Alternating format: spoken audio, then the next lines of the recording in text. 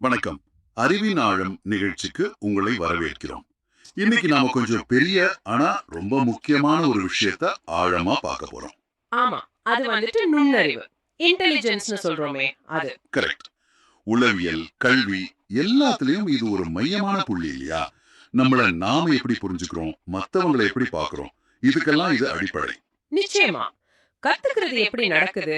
ஏன் ஒவ்வொருத்தரோட வேகம், செயல்பாடு எல்லாம் வித்தியாசமா இருக்கு?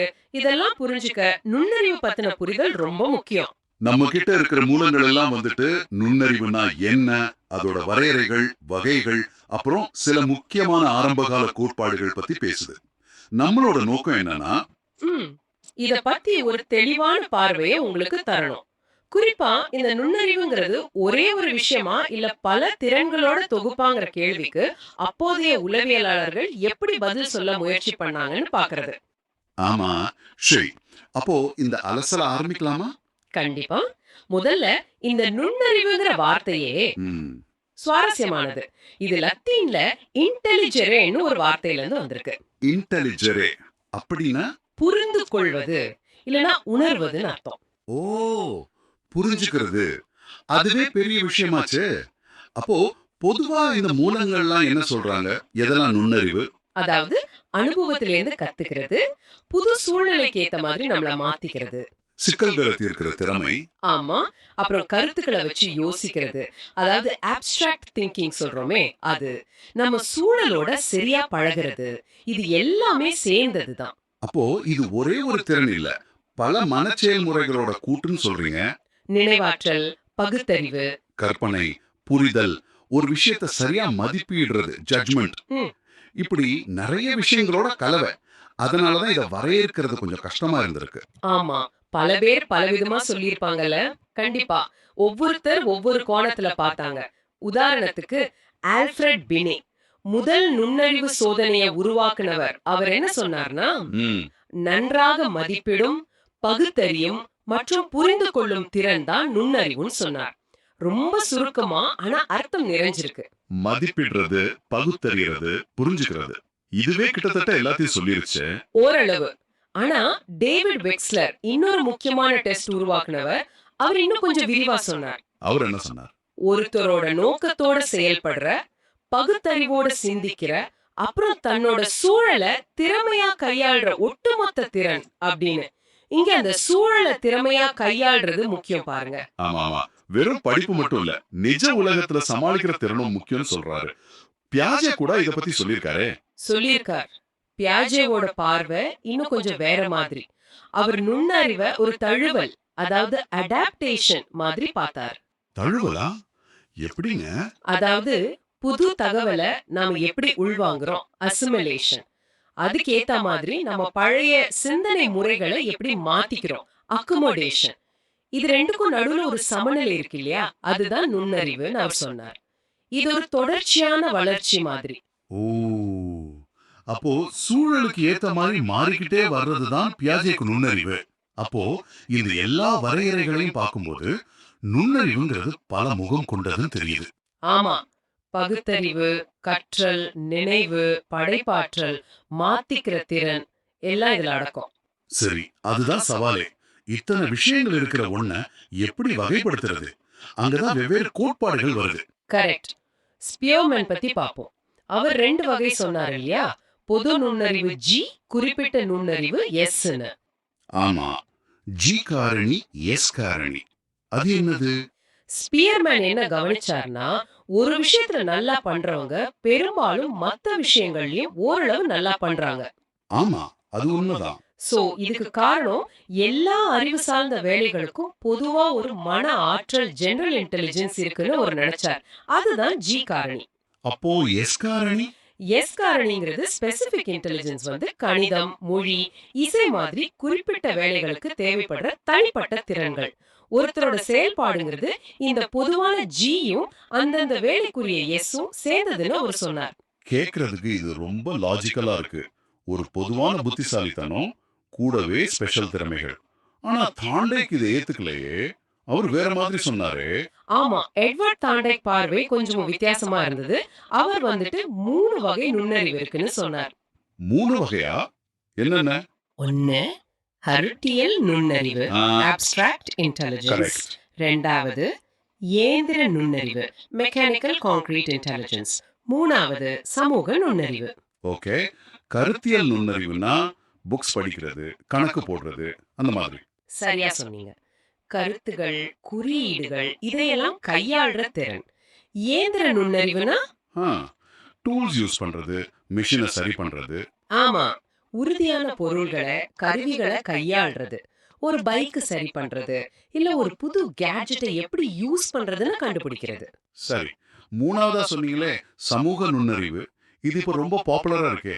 எமோஷனல் இன்டெலிஜென்ஸ் கூட இது தொடர்புடையதா? நிச்சயமா. மக்களோட சரியா பழகுறது, மத்தவங்களோட உணர்வுகளை புரிஞ்சுக்கிறது, ஒரு குழுவுல எப்படி நடந்துக்கிறதுன்னு தெரியறது. இதுதான் சமூக நுண்ணறிவு. தாண்டைக் 100 வருஷத்துக்கு முன்னாடியே இத பத்தி சொன்னது நிஜமாவே ஆச்சரியம். ஆமா, வெறும் படிப்பு மட்டும் போதாது, மனுஷங்களோட பழகுறதும் ஒரு திறமைதான்னு அப்பவே சொல்லியிருக்காரு. இது ரொம்ப பிராக்டிக்கலா இருக்கு. கரெக்ட். அப்போ ஸ்பியர்மேன் ஒரு பொதுவான திறனை மையமா பார்த்தாரு. தாண்டைக் வந்துட்டு இல்ல இது மாதிரி 3 தனித்தனி வகை இருக்குன்னு சொன்னார். அப்புறம்தான் ஹாவர்ட் கார்ட்னர் மாதிரி ஆட்கள் வந்து இல்ல, இன்னும் நிறைய இருக்கு. மொழி, கணக்கு, இசை, உடம்பு, மொத்தவங்கள புரிஞ்சுக்கிறது, நம்மள நாமே புரிஞ்சுக்கிறது, இயற்கையான பல வகை மல்டிபிள் இன்டெலிஜென்ஸ் சொன்னாங்க. நம்ம மூளைகள்ல கூட படிக நுண்ணறிவு, பாய்ம நுண்ணறிவுன்னு வேற சிலதும் இருக்கு. ஆமா, நம்ம புரிதல் காலப்போக்குல மாறிக்கிட்டே வந்திருக்கு. ஆனா அந்த ஆரம்ப கால கோட்பாடுகளை புரிஞ்சுக்கிறது ரொம்ப முக்கியம். நம்ம மூளைகள்ல ஸ்பியர்மேன், தர்ஸ்டன், தாண்டைக் பத்தி தான் முக்கியமா இருக்கு.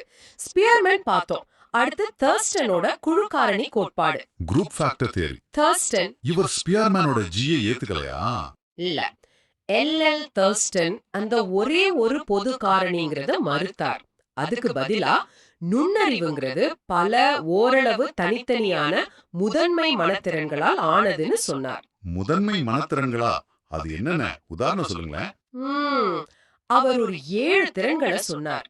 வார்த்தைகளை புரிஞ்சுக்கிறது, வெர்பல் காம்ப்ரிஹென்ஷன், வேகமா வார்த்தைகளை சொல்றது, வேர்ட் ஃப்ளூவன்சி, கணக்கு போடுறது, நம்பர் ஃபெசிலிட்டி, இடத்த மனசுல கற்பனை பண்றது, ஸ்பேஷியல் விசுவலைசேஷன், ஞாபகம் வச்சுக்கிறது, அசோசியேட்டிவ் மெமரி, வேகமா பார்த்து புரிஞ்சுக்கிறது, பெர்செப்சுவல் ஸ்பீட், அப்புறம் பகுத்தறியறது. அடேங்கப்பா, இது இன்னும் டீடைல்டா இருக்கு. அப்போ ஒருத்தர் கணக்குல சுமாரா இருந்தாலும் மொழியில சூப்பரா இருக்கலாம் இல்லையா? இது கல்விக்கு எப்படி யூஸ் ஆச்சு? ரொம்ப யூஸ் ஆச்சு. மாணவர்களோட குறிப்பிட்ட பலம், பலவீனத்தை கண்டுபிடிக்க இது உதவியா இருந்துச்சு. ஒரு பிஎம்ஏல ஒரு குழந்தை கொஞ்சம் பின்தங்கி இருந்தா மத்ததுல நல்லா வர வாய்ப்பு இருக்குன்னு இது காட்டுச்சு. அதனால பாடத்திட்டமும் சரி, சொல்லித்தர முறையும் சரி, இந்த எல்லா திறன்களையும் வளர்க்கிற மாதிரி இருக்கணும்னு ஒரு எண்ணம் வந்தது. ஆனா இதுலயும் ஒரு சின்ன சிக்கல். இந்த திறன்கள் தனித்தனினாலும் இதுக்குள்ள ஏதாச்சும் சம்பந்தம் இருந்ததா? இல்ல சுத்தமா தனித்தனியா? அதுதான் விமர்சனமா வந்தது. தர்ஸ்டன் இதெல்லாம் தனித்தனின்னு சொன்னாலும் பின்னாடி நடந்த ஆய்வுகள்ல இந்த பிஎம்ஏகளுக்கு இடையிலயும் ஒரு தொடர்பு கோரிலேஷன் இருக்குன்னு கண்டுபிடிச்சாங்க. ஓ, அப்போ ஒண்ணுல நல்லா பண்றவங்க மத்த சிலதுலயும் கொஞ்சம் நல்லா பண்ணாங்களா? ஆமா, இது மறைமுகமா என்ன காட்டுச்சுன்னா ஏதோ ஒரு பொதுவான காரணி பின்னணியில இருக்கலாங்கிறத காட்டுச்சு. ஸ்பியர்மேன் சொன்ன ஜி முழுசா தப்புன்னு சொல்ல முடியல. ஸ்பியர்மேனோட ஜி திரும்பவும் உள்ள வருது. சரி, மூணாவது கோட்பாடு தாண்டைக்கோட பல காரணி கோட்பாடு, மல்டிஃபேக்டர் தியரி. இவர் இன்னும் ஒரு ஸ்டெப் முன்னாடி போனாருங்களே. ஆமா, தாண்டைக் வந்து ஸ்பியர்மேனோட ஜியையும் ஏத்துக்கல, தர்ஸ்டனோட ஒன்னோட ஒன்னு தொடர்புடைய பிஎம்ஏகளையும் ஏத்துக்கல. அவர் என்ன சொன்னார்னா, நுண்ணறிவுங்கிறது ஒரே விஷயம் இல்ல, அது பல முற்றிலும் தனித்தனியான குறிப்பிட்ட தூண்டல் பதில் ஸ்டிமுலஸ் ரெஸ்பான்ஸ் தொடர்புகளோட தொகுப்பு தான் அப்படின்னார். ஒரு பொதுவான காரணி எல்லாம் கிடையாதுன்னு அடிச்சு சொன்னார். முற்றிலுமா தனித்தனியா? ஒரு திறமைக்கும் இன்னொன்னுக்கும் சம்பந்தமே இல்லையா? அப்போ அவர் சொன்ன அந்த கருத்தியல், இயந்திர, சமூக நுண்ணறிவு வகைகள் அதுங்கதான் அந்த தனித்தனி காரணிகளோட சில தொகுப்புகள். இப்போ கணக்கு போடுற திறமைக்கும், ஒரு மெஷினை சரி பண்ற திறமைக்கும், மத்தவங்களோட நல்லா பேசுற திறமைக்கும் பொதுவா எந்த அடிப்படையும் இல்ல. ஒவ்வொன்னும் தனித்தனி அனுபவத்துல கத்துக்கிறதுங்கிறது அவர் வாதம். இது கல்வியில என்ன மாதிரி தாக்கத்தை ஏற்படுத்துச்சு? வெறும் படிப்பு மட்டும் பார்க்க கூடாதுன்னு சொல்ற மாதிரி இருக்கே. கரெக்டா பிடிச்சிட்டீங்க. தாண்டைக்கோட தியரி என்ன சொல்லுச்சுன்னா, ஸ்கூல்ல வெறும் ஆப்ஸ்ட்ராக்ட் விஷயங்களை மட்டும் சொல்லி கொடுக்காம டெக்னாலஜி, தொழிற்கல்வி, மெக்கானிக்கல் கான்கிரீட், அப்புறம் சமூக திறன்கள், சோஷியல், இது எல்லாத்தையும் சேர்க்கணும்னு வலியுறுத்துச்சு.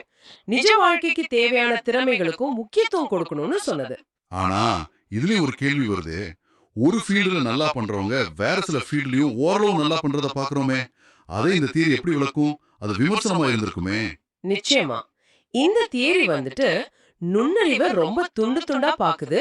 அந்த திறமைகளுக்கு நடுவுல இருக்கிற ஒற்றுமைய விளக்கலங்கிறது தான் முக்கிய விமர்சனம். ஒரு பொதுவான காரணிய சுத்தமா நிராகரிச்சது நிறைய பேருக்கு உடன்பாடா இல்ல. சரி, இப்போ இந்த 3 தியரியும் ஸ்பியர்மேன், தர்ஸ்டன், தார்ண்டைக் ஒண்ணா வச்சு பார்த்தா என்ன தெரியுது? ஒரு சுருக்கம் மாதிரி சொல்லுங்களேன். ம். ஒரு சுவாரஸ்யமான ஒரு ஒரு பரிணாமம் தெரியுது இல்லையா? ஸ்பியர்மேன் ஒரு சென்ட்ரலான பொதுவான திறனை G-ய முன்னிறுத்தி அதோட குறிப்பிட்ட திறன்களை S-அ சேர்த்தார். ஆமா.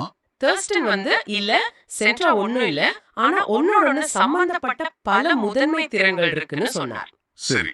தார்ண்டைக் வந்துட்டு சென்ட்ரே இல்ல, பல தனித்தனி சம்பந்தமே இல்லாத திறன்களோட கூட்டுதான் நுண்ணறிவுனார். அதுலயும் பிராக்டிகல் சோஷியல் திறன்களையும் உள்ள கொண்டு வந்தார். ஆக நுண்ணறிவுனா என்னங்கிற ஒரே கேள்விக்கு 3 வேற வேற பதில்கள். ஒவ்வொன்றும் ஒவ்வொரு உண்மையை சொல்ற மாதிரி இருக்கு. சரியா சொன்னீங்க. இதுல எது சரி எது தப்புன்னு சொல்றதை விட ஒவ்வொன்றும் நுண்ணறிவோட ஒவ்வொரு முகத்தை ஒவ்வொரு பரிமாணத்தை நமக்கு காட்டுதுன்னு சொல்லலாம். இதுதான் முக்கியமான பாயிண்ட். அப்போ இந்த தியரிஸ் எல்லாம் புரிஞ்சுக்கிறது, குறிப்பா கல்வித்துறையில இருக்கிறவங்களுக்கு எப்படி உதவும்? இதோட பிராக்டிகல் யூஸ் என்ன? முதல்ல மதிப்பீடு, அசஸ்மெண்ட். மாணவர்களோட திறமைகளை ஒரே ஒரு டெஸ்ட் வச்சு மட்டும் அளக்காம அவங்களோட பலம், பலவீனத்தை பல கோணங்கள்ல பார்க்க இது உதவும். ஓ, அப்படியா? ஆமா, ஒரு பையன் கணக்குல கொஞ்சம் தடுமாறலாம், ஆனா மத்தவங்களோட பழகுறதுல தார்ண்டைக் சோஷியல் இன்டெலிஜென்ஸ்ல ரொம்ப திறமையா இருக்கலாம். இத புரிஞ்சுக்க இது உதவும். சொல்லி கொடுக்கிற முறைகள்லயும் இது மாற்றத்தை கொண்டு வருமா? டீச்சிங் மெத்தட்ஸ்ல?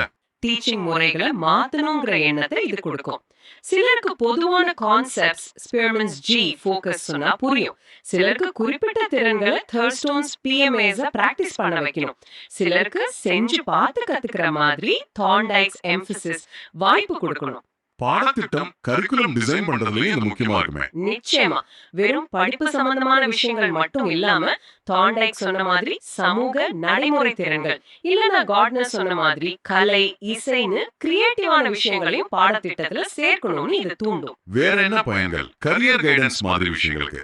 ஆமா, ஒருத்தரோட இன்டெலிஜென்ஸ் ப்ரொஃபைல், அதாவது என்னென்ன திறமைகள்ல அவங்க ஸ்ட்ராங்கா இருக்காங்கன்னு தெரிஞ்சுக்கிட்டா அவங்களுக்கு பொருத்தமான படிப்பு, வேலையை தேர்ந்தெடுக்க இது உதவும். அப்புறம் ரொம்ப திறமையான குழந்தைங்க, கிஃப்டட் இல்ல கொஞ்சம் மெதுவா கத்துக்கிற குழந்தைங்க, ஸ்லோ லேர்னர்ஸ், இவங்களை அடையாளம் கண்டு அவங்க தேவைகளை புரிஞ்சுக்கிறதுக்கும் இந்த தியரிஸ் பத்தின அறிவு அவசியம். சரி. அப்போ இதை கேட்டுக்கிட்டு இருக்கிற உங்களுக்கு ஒரு ஸ்டூடெண்டா இல்ல பெற்றோரா டீச்சரா இருந்தா இந்த வேற வேற பார்வைகளை புரிஞ்சுக்கிறது எப்படி உதவும்? இது வந்துட்டு உங்களோட சொந்த லேர்னிங் ஸ்டைல் பத்தியோ இல்ல உங்க பிள்ளைகள், மாணவர்கள் எப்படி கத்துக்கிறாங்கங்கறத பத்தியோ யோசிக்க வைக்கும். எல்லோரும் ஒரே மாதிரி இல்லங்கிறது இது உணர்த்தும். ஆமா. ஒருத்தர் கான்செப்ட்ஸ்ல பிடியா இருக்கலாம், இன்னொருத்தர் கையால செய்யறதுல, கில்லாடியா இருக்கலாம், இன்னொருத்தர் மனுஷங்களோட பழகுறதுல சூப்பரா இருக்கலாம். இது எல்லாமே நுண்ணறிவோட வெவ்வேறு வடிவங்கள் தான் புரிஞ்சுக்க இது உதவும். ஆக நம்ம இன்னைக்கு பார்த்ததுல இருந்து நுண்ணறிவுங்கிறது எவ்வளவு ஒரு சிக்கலான பல பரிமாணங்கள் கொண்ட விஷயம்னு நல்லா புரியுது. இது ஒண்ணு இல்ல, பல விஷயங்களோட கலவை. ஆமா, ஒரே வரையறைக்குள்ள அடக்க முடியாத ஒன்று. ஸ்பியர்மேன், தர்ஸ்டன், தார்ண்டைக் மாதிரி ஆரம்ப கால சிந்தனையாளர்கள் இது பொதுவான திறனா இல்ல குழுவான திறன்களா இல்ல பல தனித்தனி காரணிகளான ஆராய்ஞ்சு நமக்கு வேற வேற கோணங்களை கொடுத்திருக்காங்க. எந்த ஒரு தியரியும் முழுசா விளக்கலனாலும் ஒவ்வொன்னும் அந்த பெரிய புதிரோட ஒவ்வொரு துண்டை நமக்கு காட்டுது. கல்வியாளர்கள், பெற்றோர்கள், டீச்சர்ஸ் எல்லாருக்கும் இதுல ஒரு முக்கியமான செய்தி இருக்கு. ஒவ்வொரு மனுஷனுக்குள்ளேயும் ஏதோ ஒரு வகையில நுண்ணறிவு இருக்கு. நம்ம வேலை அதை அளந்து ஒரு லேபிள் ஒட்டுறது மட்டும் இல்ல, அதை கண்டுபிடிச்சு வளர்த்து பல வகைப்படுத்தி அவங்களோட முழு வளர்ச்சிக்கு இதை பயன்படுத்துறது தான். சரியா சொன்னீங்க. இப்போ ஒரு இறுதி சிந்தனை. இந்த வரலாற்று பார்வைகள் எல்லாம் பார்க்கும்போது ஒரு கேள்வி எழும்புது இல்லையா? எதிர்காலத்துல குறிப்பா AI மாதிரி டெக்னாலஜி பயங்கரமா வளர்ந்து வர்ற இந்த நேரத்துல நுண்ணறிவு பத்தின நம்ம வரையறையும் நாம எதை புத்திசாலித்தனம்னு மதிக்கிறோங்கிறது மாறுமா? நல்ல கேள்வி. உதாரணத்துக்கு நிறைய தகவலை ஞாபகம் வச்சுக்கிற திறமைக்கு மதிப்பு குறையுமா? அதுக்கு பதிலா AI டூல்ஸோட சேர்ந்து திறமையா வேலை செய்யறது ஒரு புது வகை நுண்ணறிவா பார்க்கப்படுமா? சோஷியல் எமோஷனல் இன்டெலிஜென்ஸோட முக்கியத்துவம் இன்னும் அதிகமாகுமா? இத பத்தி நீங்க என்ன நினைக்கிறீங்க? இது உங்க சிந்தனைக்கு.